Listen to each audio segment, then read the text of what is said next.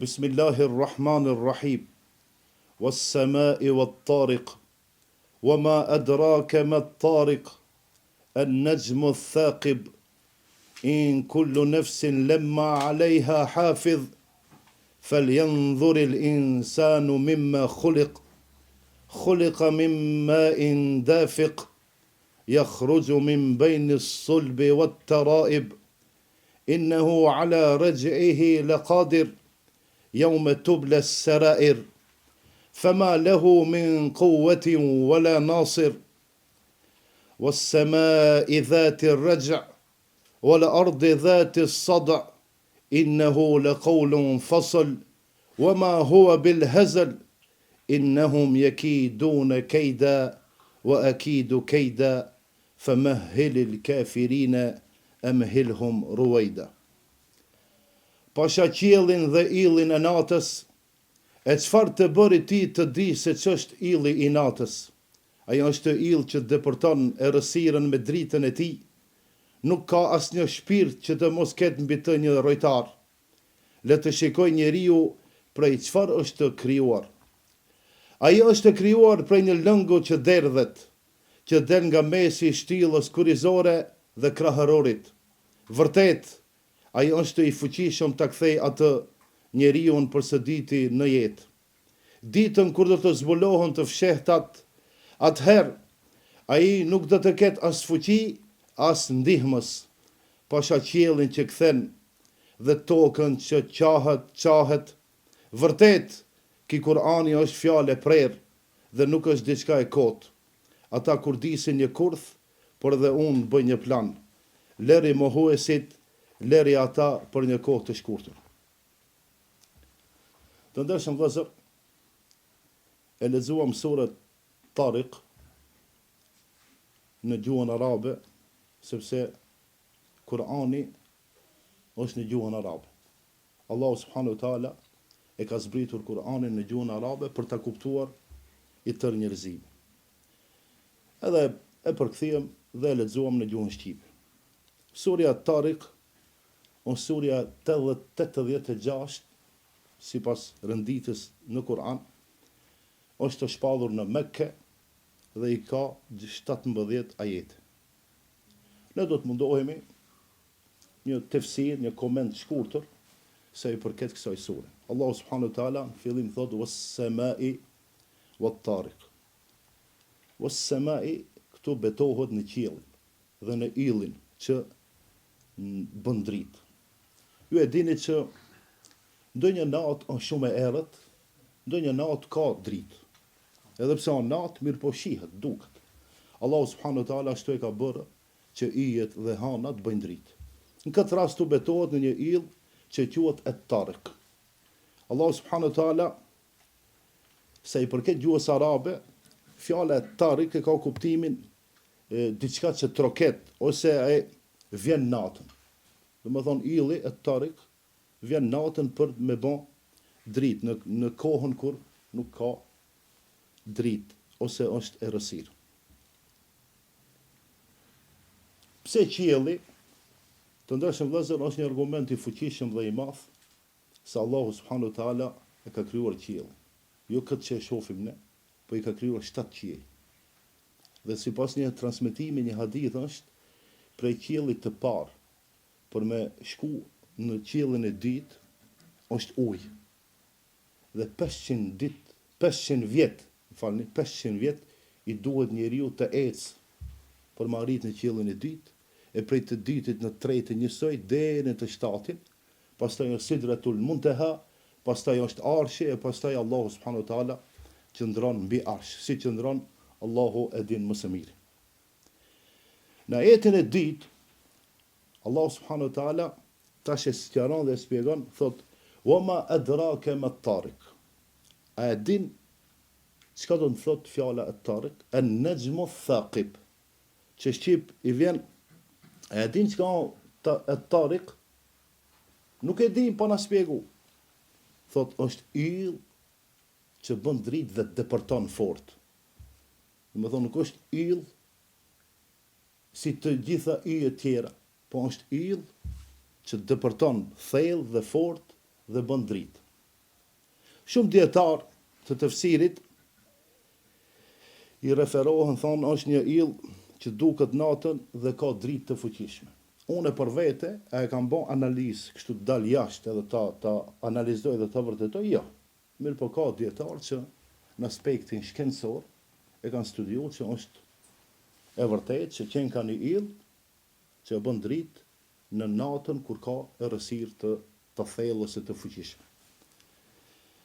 Në ajetin e 4, Allahu subhanahu wa taala thot: In kullu nefsin lemma alejha hafidh.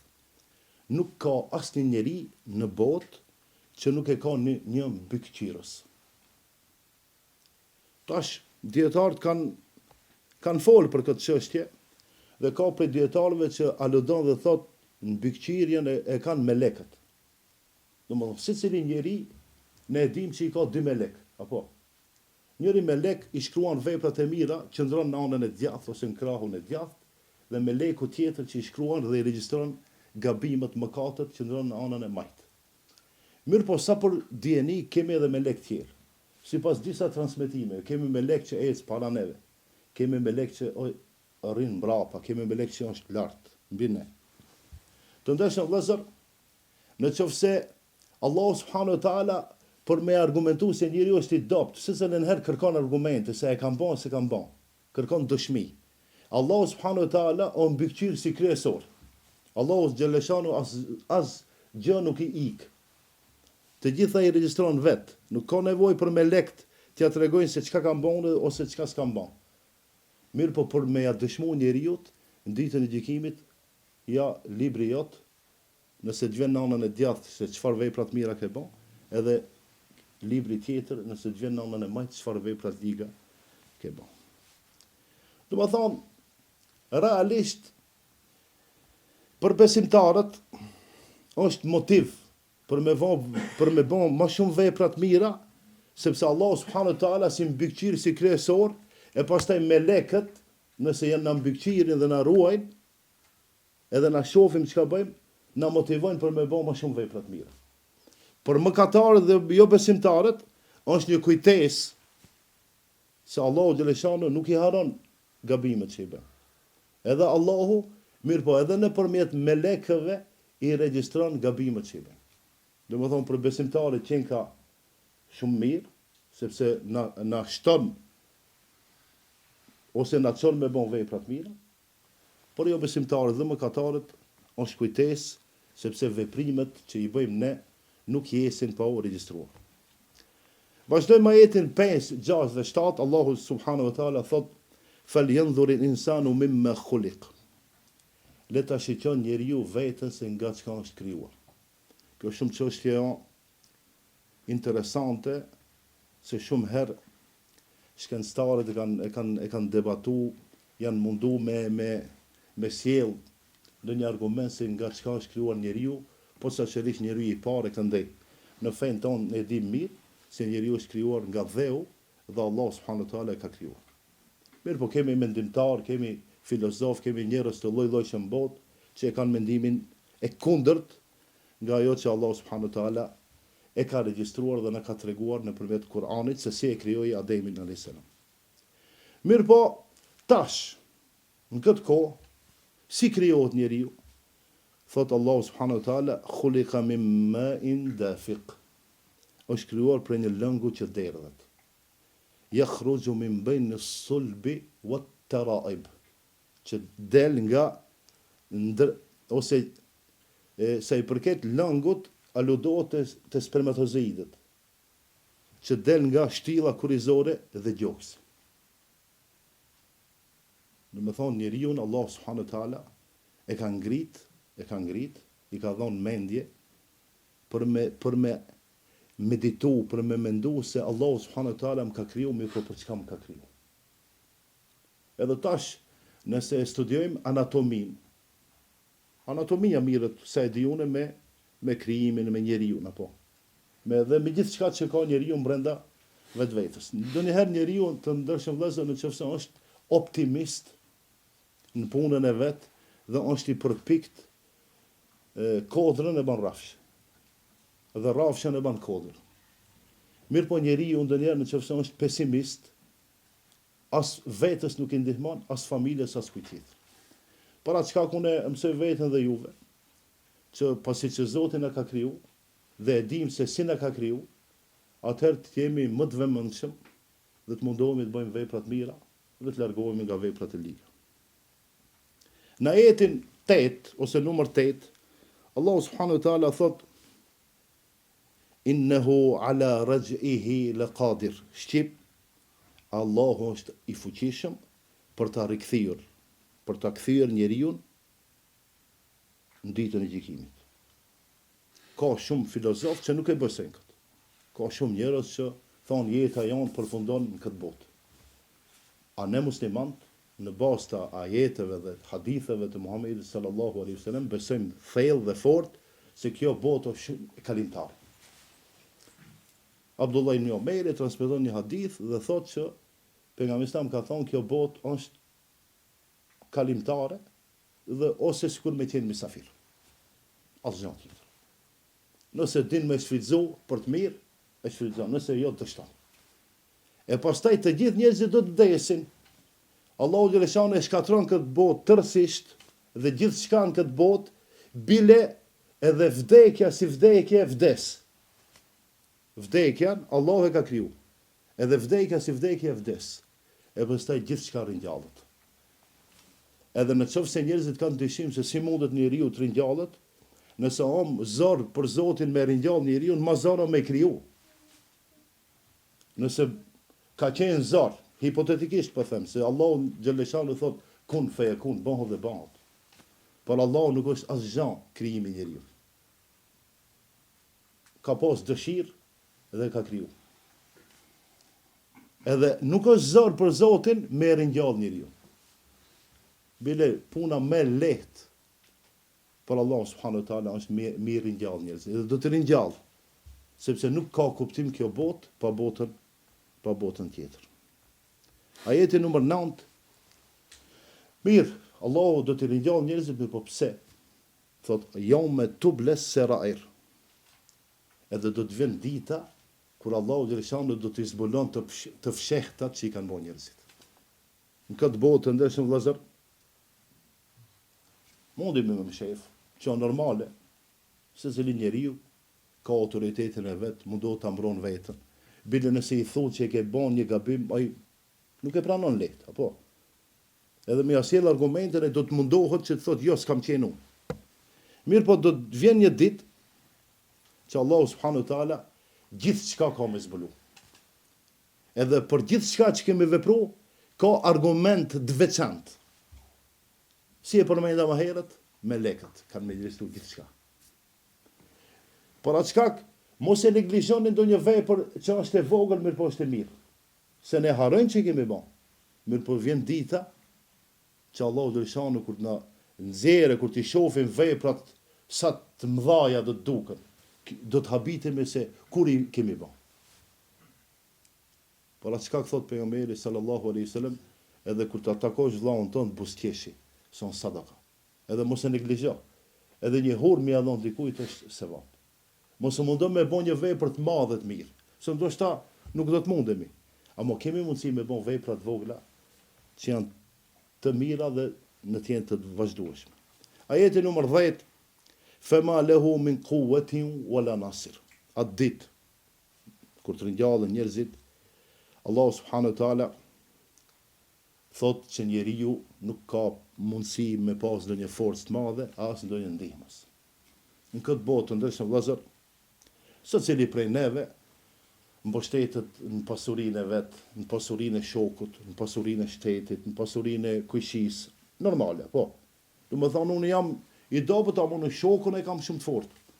Ose mbështetet në fuqinë e ushtrisë, në fuqinë e postit që e ka, ose në fuqinë e mikut, ose në fuqinë e familjes. Kemi ne njerëz që kanë familje të mëdha.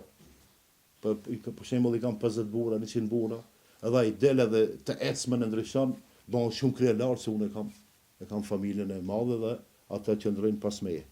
Mirë po do të vjen dita që askush nuk do të mundet të mbështetet në familje, askush nuk do të mund të mbështetet në pasurinë e vet, as në fuqinë e vet që e ka pas në këtë botë.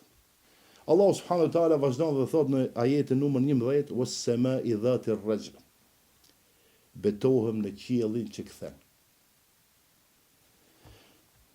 Të ndershëm vëllezër, shiu për shembull, nëse e merr shiun, borën, ata nuk ndodhin vetvetiu, ndodhin me dëshirën e Zotit, mirë po, Allahu subhanahu wa taala ashtu e ka kriju këtë botë që ka një argument se si ndodhin. Gjithçka që del nga toka, nga njerëzit, shkon lart edhe prap bjen poshtë. Pse është një luftë në botë e madhe që mu mundu me largu këtë dioksid karbonin. Apo? Po që me qenë ajri më i pastër. Pse se nëse njeriu ja ban, kush ja ban të keqën njeriu? Njeriu. Allahu xhaleshanu jo. Ne për shembull për me e kënaq veten me diçka, nuk e shohim se sa keq i bëjmë vetes e dikujt tjetër. Shif në këto fabrikat e mëdha që lloj punë bëjnë atje. Po në rregull, se edhe pa fabrika nuk mundemi. Ata prodhimin e ka. Mirë po, ajrin e ndoti. E thash lufta e madhe në botë, shumë të holla i pën pale për me e pastru ajrin. Sepse Shkupi si qytet, ndër qytetet ndoshta mos them më të ndodhura në botë. A ne jetojmë këtu? 700.000, 1 milion njerëz jetojnë. E kush ja bën të keqen? Njeriu ja bën vet njeriu. Por atë shkak qielli të ndershëm vëllezër e kthen ujin, e kthen shiun. Qielli e mbron tokën nga lloj-llojshmëria e mundësive dhe yjeve që ndonjëherë qahen e shkatrohen lart, edhe ndoshta ndonjëherë e keni pa ju edhe nëpër lajme që ka mundësi diçka, një copë është thi, është këput edhe ka mundësi me ra dikun në tokë. Edhe ja vëndojnë mendjen shtetet që mos ndodhe ndonjë problem. Do më thonë Allah subhanahu wa taala e përmend këtë dhe thot në Kur'an: "Was-sama'i dhati rajj", betohem në qiellin që kthen. Do më thonë qielli o mburoj e njerëzve dhe e tokës. Qielli si mburoj atmosferën që e kemi, qielli e ruan nga trupa të lloj-llojshme qiellor që kanë mundësi dhe kanë rreze të dëmshme. Allah subhanahu wa taala ashtu e ka kriju këtë botë bashkë me qiell që me mbrojt njeriu, mirë po njeriu fatkeqësisht ndonjëherë e kupton, ndonjëherë nuk e kupton. Ajeti 12: "Wal ard dhati sad", dhe në tokën që qahat. Ju e dini se hajen dhe pijen e kemi nga toka, po.